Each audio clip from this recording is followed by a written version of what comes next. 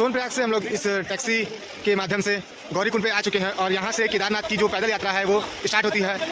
कुछ इस प्रकार के रास्ते के से हम होते हुए हम ऊपर गौरीकुंड की तरफ बढ़ रहे हैं। उसके बाद नहाने के बाद केदारनाथ की ओर की यात्रा पर आगे बढ़ेंगे हम। इतनी खड़ी चढ़ाई और न जाने कितने दूर और चलनी है।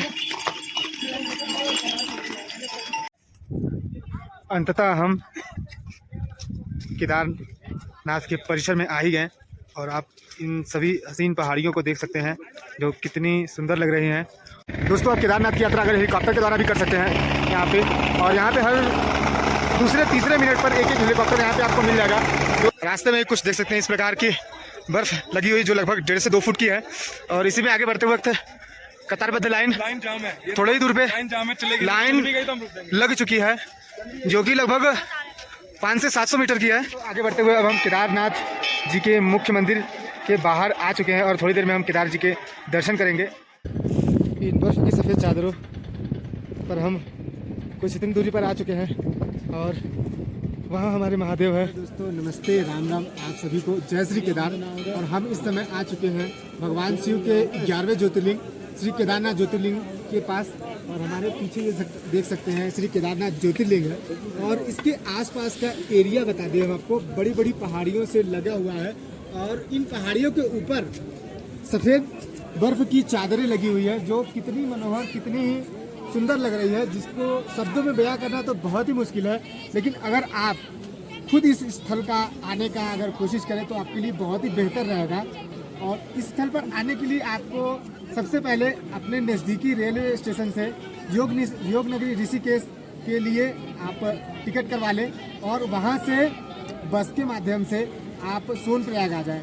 अगर आप बस के माध्यम से आते हैं तो आपको थोड़ा सा लगभग 500 से 600 रुपये में आप सोनप्रयाग में आएंगे। और सोनप्रयाग से आने के बाद वहाँ से आगे की यात्रा आपको पैदल करनी पड़ेगी, या फिर आप खच्चर कर ले या फिर पिट्ठू के द्वारा आप इस स्थल पर आ सकते हैं। इसके लिए आपको लगभग मोटे बजट की ज़रूरत पड़ेगी, आप मोटे बजट में यहाँ पर आइएगा। लेकिन अगर आप पैदल आते हैं तो आपके लगभग 5 से 6 हज़ार रुपये में ये केदारनाथ की यात्रा कंप्लीट हो जाएगी। लेकिन अगर आप और फैसिलिटी के साथ से आते हैं, जैसे हेलीकॉप्टर से आते हैं, तो आपको हेलीकॉप्टर के लिए लगभग 1.5 से 2 महीने पहले बुकिंग करानी पड़ेगी, क्योंकि यहाँ पे आने वाले लोगों की बहुत ज़्यादा भीड़ होती है। और अगर आप 1 से 1.5 महीने पहले अगर बुकिंग करा लेते हैं तो आपको लगभग 6 से 8 हज़ार रुपये में आप हेलीकॉप्टर की सुविधा प्राप्त कर लेंगे। नहीं तो अगर आप टेंडम में आते हैं तो आपको 20 से 25 हज़ार रुपये देना पड़ेगा उसी हेलीपैड का। और आइए हम आपको दिखाते हैं रास्ते के एडवेंचर्स, और चलिए चलते हैं रास्ते में। दोस्तों, लाइन में हम लोग सुबह 4 बजे से लगे हुए और इस समय सुबह के बज रहे हैं 6। रजिस्ट्रेशन ऑफिस में इतनी लंबी लाइन लगी है कि लगभग 2 घंटे हमको लग गए रजिस्ट्रेशन ऑफिस पहुंचते पहुंचते। और कुछ इस प्रकार से लाइनबद्ध में सभी लगे हुए हैं जो हमारे साथी हैं और जो दूर दूर से आए हुए हैं केदार जी में दर्शन करने के लिए। और ये जो लाइन आगे बढ़ रही है ये टैक्सी के लिए है जो गौरीकुंड तक पहुंचाएगी सबको। तो आइए बढ़ते हैं आगे के व्लॉग में, आपको सबको दिखाते हैं।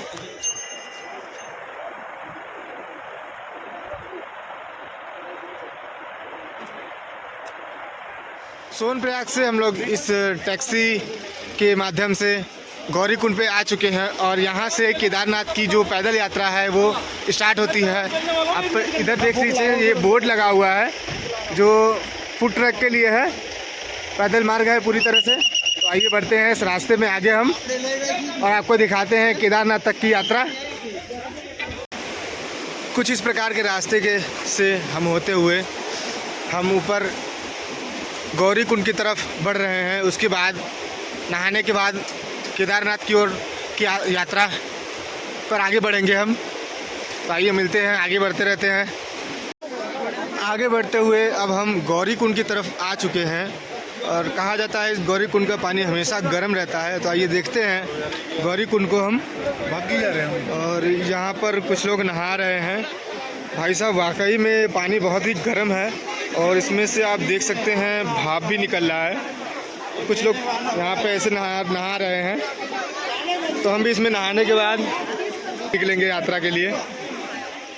इतनी खड़ी चढ़ाई और न जाने कितने दूर और चलनी है।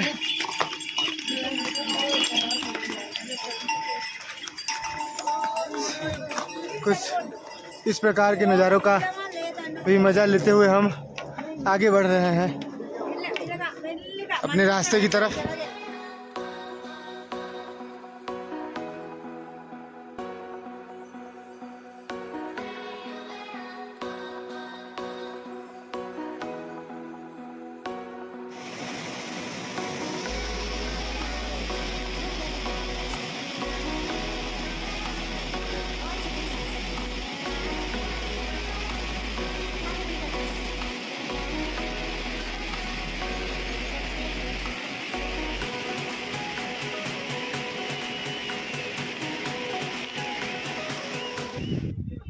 अंततः हम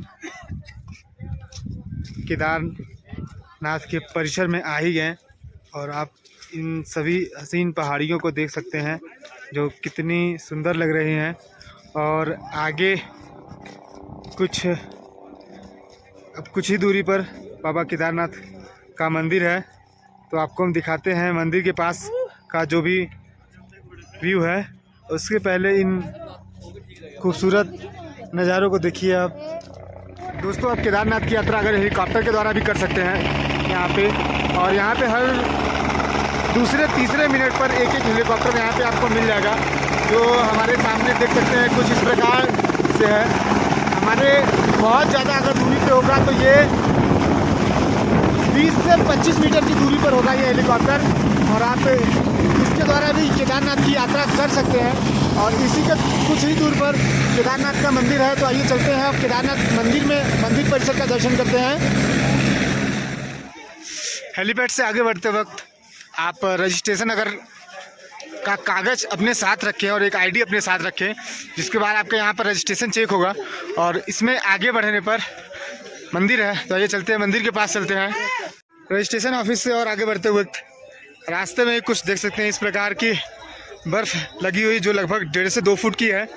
और इसी में आगे बढ़ते वक्त कतारबद्ध लाइन जाम है, थोड़े ही दूर पे लाइन जाम है, चलेगी, लाइन चल भी गई तो हम रुक जाएंगे। लग चुकी है, जो कि लगभग 500 से 700 मीटर की है। इसको दर्शन करने में अपने को लगभग 1.5 से 2 घंटे लग जाएंगे। और अब दर्शन करने के लिए हम आगे लाइन में बढ़ रहे हैं। तो दोस्तों, लाइन में हम थोड़े ही दूर पे केदारनाथ मंदिर से है, आप देख सकते हैं ये मंदिर केदारनाथ जी का है। और उससे पहले ही हम यहाँ पर हैं, और यहाँ पर देख लीजिए बहुत ही तेज़ी में बर्फ़बारी स्टार्ट हो गई है, जिससे थोड़ा सा अपने जो सभी लोग हैं थोड़ा सा उनको कष्ट होगा। तो बाबा से ये निवेदन है कि थोड़ा सा पानी और बर्फ़बारी बंद हो जाए, तो आगे आने वाले श्रद्धालुओं का थोड़ा सा सहायता भी हो जाएगा और थोड़ा सा उनका भी मनोबल बढ़ा रहेगा। तो आइए देखते हैं पास से केदारनाथ जी के मंदिर को। तो आगे बढ़ते हुए अब हम केदारनाथ जी के मुख्य मंदिर के बाहर आ चुके हैं, और थोड़ी देर में हम केदार जी के दर्शन करेंगे। और आप भी इस पवित्र मंदिर के दर्शन कर लीजिए। और थोड़े ही देर में हमको अंदर शिवलिंग रूप में दर्शन होगा, और इसके बाद हम आपको लेके चलते हैं इन दूर पहाड़ियों पर, जहाँ पर बाबा तो कैसा हिला दूं उसको, भैरवनाथ जी का मंदिर है, दूर पहाड़ियों पर है। और वहाँ से अपने वीडियो की समाप्ति करेंगे। तो आइए चलते हैं दर्शन करने के लिए।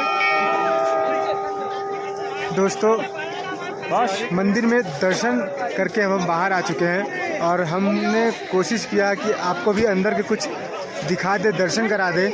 और आपको हम आगे से कुछ पास से दिखाते हैं।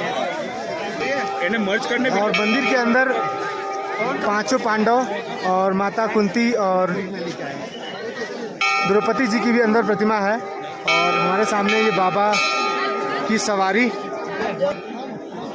ये बाबा की सवारी, और अंदर 11वें ज्योतिर्लिंग के रूप में विराजमान श्री केदारनाथ ज्योतिर्लिंग। बाबा केदारनाथ मंदिर के पीछे आप ये देख सकते हैं, ये भीमशिला है, जो 2013 में आई हुई आपदा के कारण यहाँ पर लगा हुआ था और मंदिर की सुरक्षा की थी।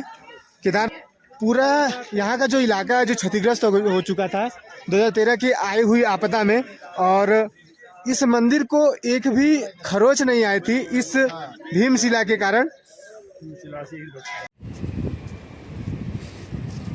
ये है श्री केदारनाथ जी का मंदिर और इसी के बगल में से रास्ता आ रहा है। ये रास्ता आ रहा है कुछ इस भांति जो भैरवनाथ की तरफ जाएगा, और हम लेके चलते हैं आपको भैरवनाथ जी की तरफ। और भैरवनाथ से बढ़ते हुए आप सब तरफ बर्फ़ ही बर्फ़ है, जो रास्ते में भी है और ऊपर तक है। ऊपर तक कुछ इस भांति है पहाड़ों पर, और इन्हीं पहाड़ों के ऊपर भैरवनाथ जी हैं, तो उनका दर्शन करना तो बहुत ही ज़रूरी है। तो आइए चलते हैं, रास्ते में आगे बढ़ते हैं। हम भैरव मंदिर के पास पहुंच चुके हैं और ये रहा भैरव मंदिर, भैरव जी का।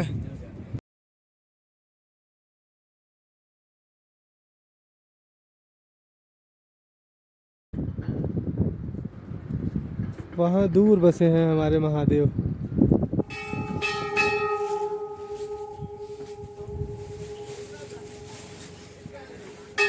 और यहाँ पे सभी अष्ट भैरव जी हैं।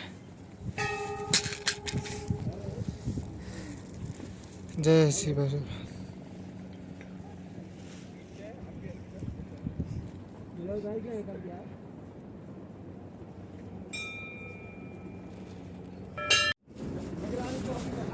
दोस्तों, इन बड़े बड़े ग्लेशियरों के बीच में बसा हुआ ये मंदिर श्री भैरवनाथ जी का, जो केदारनाथ जी के दर्शन करने के बाद बहुत ही महत्वपूर्ण होता है दर्शन करना। और इसी के साथ हम अपने वीडियो की समाप्ति करते हैं और उम्मीद करते हैं कि आपको हमारे द्वारा बनाई गई वीडियो पसंद आई होगी। तो अपना एक लाइक ज़रूर दे दीजिएगा, और अगर आप मेरे चैनल पर नए होंगे तो प्लीज़ सब्सक्राइब कर दीजिएगा, ताकि आगे आने वाली वीडियो आपको सबसे पहले मिले। तो तब तक के लिए जय श्री राम, जय श्री केदारनाथ, हर हर महादेव। मिलते हैं आगे के ब्लॉग में, तब तक के लिए बाय बाय।